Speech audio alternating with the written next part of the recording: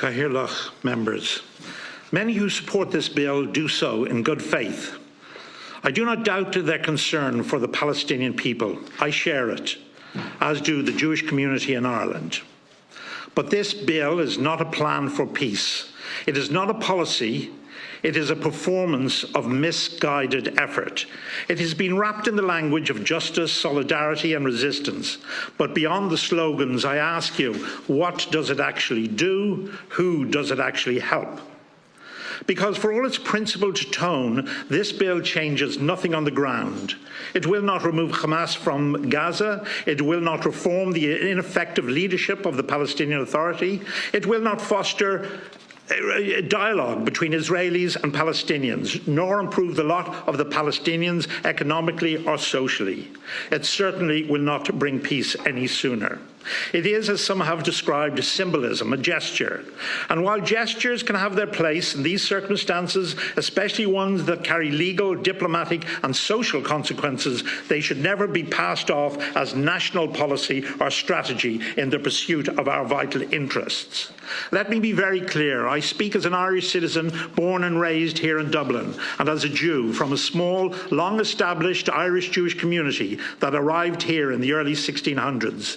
And that community is now increasingly fearful. We are witnessing a rise in racism and its not too distant relative anti-Semitism across Europe, yes, but also right here in Ireland. And while this bill may not set out to target Jews or Jewish life, its message is unmistakably felt by us.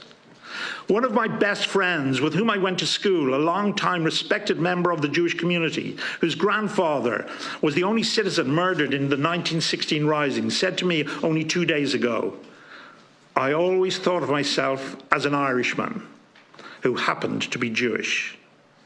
Now I know I'm just a Jew living in Ireland."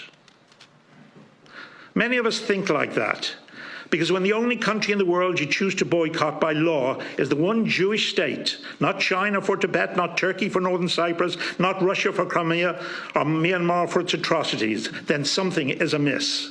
Selective outrage is not foreign policy, and double standards do not serve the cause of peace. This bill, in tone and in consequence, isolates moderates, empowers extremes, and undermines the credibility that Ireland has built as a voice for reason and reconciliation in the field of peace building. Ireland is proud of its reputation internationally in its even-handed approach to other conflicts around the world. We invite, we host, we mediate, we listen. But being even-handed means being a trusted voice to all sides to any conflict. So I ask the committee members, how can we offer ourselves as honest brokers if we legislate in a way that makes it clear we've already taken a side? This is not diplomacy. This is not a strategy. It's performance politics dressed as principle.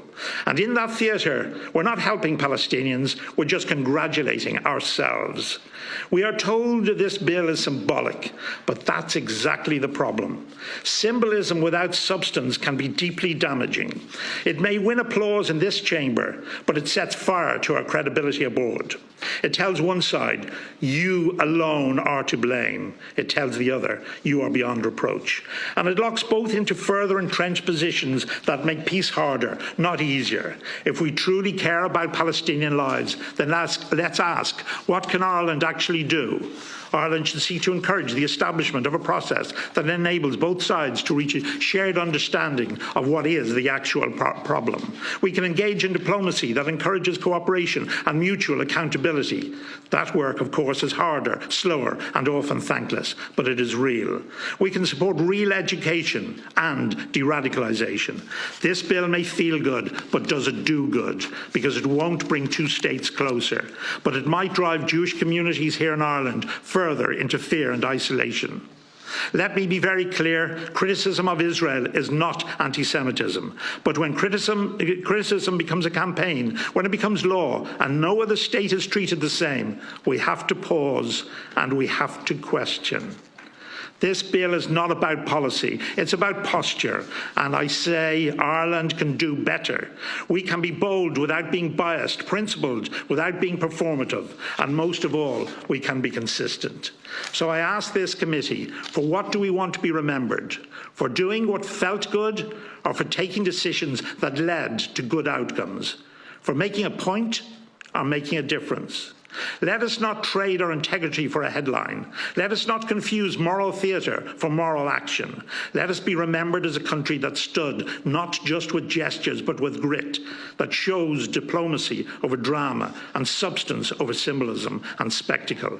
Let us choose peace over popularity. Thank you.